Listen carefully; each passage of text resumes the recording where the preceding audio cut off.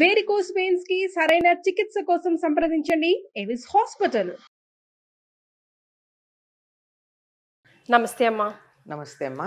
అమ్మా, ఏవైనా దీర్ఘకాలిక వ్యాధులు వచ్చినప్పుడు, క్యాన్సర్ లాంటివి, క్షయరోగం లాంటివి అలాంటివి వచ్చినప్పుడు జనరల్గా పెద్దవాళ్ళు అంటూ ఉండడం మనం వింటూ ఉంటాం.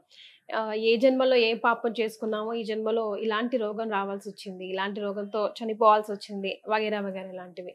అలా ఉంటుందమ్మా లింకప్? పోయిన జన్మలో చేసుకున్న పాప పుణ్యాలకి ఈ జన్మలో వచ్చే వ్యాధులకి లింకప్ ఉంటుందంటారా? అంటే మీరు జన్మల్ని నమ్ముతారా? పునర్జన్మ అనేది ఎస్, 7 జన్మలు ఉన్నాయి కదా మనిషికి. 7 కాదు, 7 లెక్కలు మనకు కనపడుతున్నాయి అంతే. అనేక జన్మలు ఉంటాయి. జన్మల్ని నమ్మేటటువంటి వాళ్ళకి ఇది చెప్తే అర్థమవుతుంది. నేను పునర్జన్మ నమ్మను, ఈ జన్మ ఇంతే అనే వాళ్ళకి మనం చెప్పే ప్రయోజనం లేదు. ఎప్పుడైనా సరే ఒక జన్మలో పాపం గాని పుణ్యం గాని చేసినట్టయితే ఆ జన్మలో కొంత అనుభవించాక అంత అనుభవించటానికన్నా ఎక్కువైపోయింది అనుకో, అది మరు జన్మకు వస్తుంది. ఉదాహరణకి మనం ఏదన్నా ఒక పదార్థం తెచ్చుకున్నాం, తిన్నాం, ఐస్ క్రీమ్ లాంటిదే తెచ్చుకున్నాం, తిన్నాం, కడుపు నిండిపోయింది, ఏం చేస్తాం? ఎక్కువ ఉంది, ఇంకా ఏం చేస్తాం? ఫ్రీజర్ లో దాచిపెట్టుకుని ఏం చేస్తాం? మర్నాడు తింటాం, అంతే. ఒక జన్మలో చేసినటువంటి మంచి గాని చెడు గాని ఆ జన్మలో అనుభవించగా అధికంగా ఉన్నదంతా వచ్చే జన్మకి ఎడుతుంది. వచ్చే జన్మకి వెళ్ళింది అంటే పై జన్మ ఏమిటో మనకి ఇంకా తెలియదు. ఈ జన్మలో మనం అనుభవిస్తున్నాము అంటే పూర్వ జన్మలో చేసింది చాలా ఎక్కువగా ఉంది అని. ఈ జన్మ రావడమే ఇంతకు ముందు జన్మలలో, ఒక జన్మ కాదు, అనేక జన్మలలో మనం చేసినటువంటి పాప పుణ్య ఫలాలని అనుభవించడానికి ఈ జన్మ వస్తుంది. దాన్ని సంచితం ప్రారబ్ధం అంటారు. అంటే ప్రతి జన్మలో చేసిందంతా జాగ్రత్తగా పెట్టుకుంటే అది ఫిక్స్డ్ డిపాజిట్. దాంట్లోంచి ఈ జన్మలో అనుభవించడానికి తెచ్చుకునేటటువంటిది ప్రారబ్ధం. ఫిక్స్డ్ లో నుంచి మంచి అయినా చెడైనా దాన్ని తీసుకొచ్చి ఈ జన్మలో వాడుకుంటూ అది వాడుతూ ఉన్నప్పుడు చేసేటటువంటి మంచి పనులు ఆగామి నెక్స్ట్ జన్మకి వెళ్తాయి. అంటే ఈ జన్మలో చేసింది మంచి, పూర్వజన్మలో చేసిన మంచి ఎంత ఉంది, చెడు ఎంత ఉంది, అది ఫిక్స్డ్ ఉంది. ఈ జన్మలో చేసింది వెళ్ళి మంచి ఇక్కడ, చెడు ఇక్కడ చేరింది. ఇంకో జన్మ వచ్చేప్పుడు ఇక్కడి నుంచి తీసుకొచ్చి కొంత అనుభవించేసి క్లియర్ చేస్తాం, బ్యాలెన్స్ షీట్ టాలీ చేయడానికి. ఇది కర్మ సిద్ధాంతం. ఈ కర్మ సిద్ధాంతాన్ని నమ్మినప్పుడు తప్పనిసరిగా వీటన్నిటిని మనం నమ్మాల్సి ఉంటుంది. ఎలాగా? మనం చేసినటువంటి పాపము వ్యాధి రూపేణ పీడిత అని, వ్యాధి రూపంలో పీడిస్తూ ఉంటుంది. ఎంత ప్రాక్టికల్ అంటే, కాస్త ఎక్కువ అన్నం తింటే, తినాల్సిన పదార్థం ఎక్కువ తింటే కడుపు నొప్పి వచ్చిందా లేదా? కర్మఫలం. తినడం అనే కర్మకి కడుపు నొప్పి ఫలం.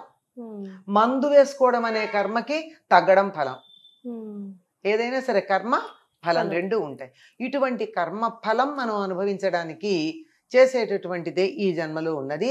కనుక ఈ జన్మలో నాకు తెలిసి ఎటువంటి తప్పు చేయలేదు. తెలిసి అండర్లైన్ చేసుకోండి, తెలియకుండా చేసి ఉండొచ్చు. మరి అలా ఎటువంటి తప్పు చేయనప్పుడు నాకు ఈ వ్యాధి ఎందుకు వచ్చింది అంటే పూర్వజన్మలో నేను చేసినటువంటి కర్మ యొక్క ఫలంగా వచ్చింది అని అనుకొని యాక్సెప్ట్ చేయాలి. అనుకొని కాదు, అదే నిజం. అనుకోవడం అంటే ఏమిటి? సర్దుబాటు చేసుకోవడం. మరి ఇంకా లైఫ్ ఇస్ ఆల్ అబౌట్ అడ్జస్ట్మెంటే కదమ్మా. ఇంకా కాదనడానికి వీలు లేదు. ఇది అనుకోవడం ఎందుకు జరిగింది, ఇదే తెలుసుకుని అనాలి. తెలుసుకుని ఈ విషయాన్ని అర్థం చేసుకుని అనుభవించితే తగ్గుతుంది. ఈ అనుభవించేటప్పుడు కూడా ఏం చేయొచ్చు అంటే, నొప్పి వచ్చింది, ఆ నొప్పి భరించలేకపోతే ఏం చేస్తాం? టాబ్లెట్ వేసుకుంటాం. ఒక టాబ్లెట్ వేసుకుంటాం.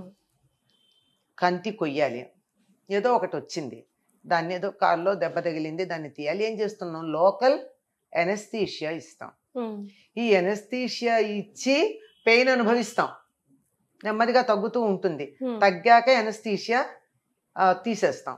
మరి ఇట్లాంటిది జరగాలి అన్నట్టు మనం చేసేటటువంటి సత్కర్మలు ఏం చేస్తాయంటే, మంచి పనులు మనం చేస్తే ఈ మంచి పనులు కాస్త ఎనస్థీషియా లాగా ఉండి ఆ పాపకర్మల యొక్క ఫలితాన్ని అనుభవించేటప్పుడు నొప్పి ఎక్కువ తెలియకుండా చేస్తాయి. అనుభవించడం అయితే గ్యారెంటీ, అనుభవించడం గ్యారెంటీ. కాస్త రిలీఫ్, పెయిన్ కిల్లర్ లాగా. పెయిన్ కిల్లరే గాని రోగం తగదు. ఇమాజిన్ ఎంత జాగ్రత్తగా వాడతారు పదం. నొప్పి తెలియకుండా చేస్తోంది కానీ వ్యాధి పోలేదు అక్కడ. వ్యాధే. It takes its own time to get cured.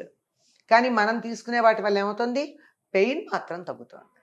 ఈ నాడీ వ్యవస్థ, ఆ నాడీ కొసలు ఏవైతే ఉన్నాయో అవి కాస్త స్పందించటం తగ్గి తద్వారా మెదడుకి బాధ తాలూకు సంకేతాలు తీసుకెళ్ళకపోవడం వల్ల నొప్పి ఎక్కువ తెలియదు. నొప్పే తెలియదంతే.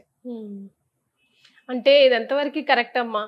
ఈ జన్మలో మనం కొంతమంది చూస్తూ ఉంటాం, పాపం చాలా కష్టజీవులు, అన్ని రకాలుగా పర్ఫెక్ట్ గా ఉండడానికి ట్రై చేస్తారు. కానీ ఇప్పుడు మీరు చెప్పిన దాన్ని బట్టి చూస్తుంటే అవన్నీ పాస్ట్ జన్మ కర్మలో ఎఫెక్టో ఏమో, ఇంకా అక్కడే ఉండుంటారు, స్టేబిలిటీ ఉండదు లైఫ్ లో, ఎన్నో కష్టాలు అనుభవిస్తూ ఉంటారు. ఈ శరీరం అయితే ఏం శరీరమే కాదమ్మా, శారీరకమైనటువంటి వ్యాధి గురించే మాట్లాడుతున్నారు. అది ఆర్థికం కావచ్చు, కుటుంబ పరంగా కావచ్చు, ఉద్యోగపరంగా కావచ్చు. ఎక్కడ ఏ ఇబ్బందులు వచ్చినా ఎక్కడో అక్కడ మనం చేసిన దారుణకు ఫలితమే ఇది అనుభవిస్తున్నాం. అప్పుడు కొంచెం జ్ఞానం ఉంటే ఇది అనుభవిస్తున్నాం గనక ఇక తప్పుడు పనులు చేయకుండా దీన్ని ఇక్కడికి సరిపెట్టుకుని ఇక నుంచి అన్నా మంచి పనులు చేసి బాగుపడదామని ఆలోచన వస్తే బాగుపడతారు. ఈ జన్మలోనే బాగుపడచ్చు. ఎందుకంటే తెచ్చుకున్నది ఇంతే తప్పు, పాపం ఇంత తెచ్చాం. నేను పుణ్యఫలాలు మంచి పనులు చేస్తున్నా. ఈ పాప ఫలం నాకు తెలియకుండా పుణ్యం దాన్ని డామినేట్ చేస్తే ఇది అనుభవించక తప్పట్లా. కానీ అది ఎక్కువ అనుభవం అయ్యి ఇది చిన్నదైపోయి పెద్ద గీత దగ్గర చిన్న గీత లాగా దాని గురించి మనం పట్టించుకోకుండా వదిలేస్తాం. సో ఎలాంటి కర్మలు చేస్తే పుణ్యం ఎక్కువగా డిపాజిట్ చేసుకోవచ్చు? అస్సలు పుణ్యం అన్న దాన్ని చాలా చక్కగా వర్ణించారండి. పరోపకారాయ పుణ్యం పాపాయ పరపీడనం అని. పుణ్యం అంటే ఇతరులకి మేలు కలిగించే పని ఏదైనా పుణ్యమే, ఇతరులకి హాని కలిగించేది ఏదైనా పాపమే. ఇంత సింపుల్. అందుకేనమ్మా పుణ్యం కొద్ది పురుషుడు అంటారు. అది వేరే అర్థం అమ్మా.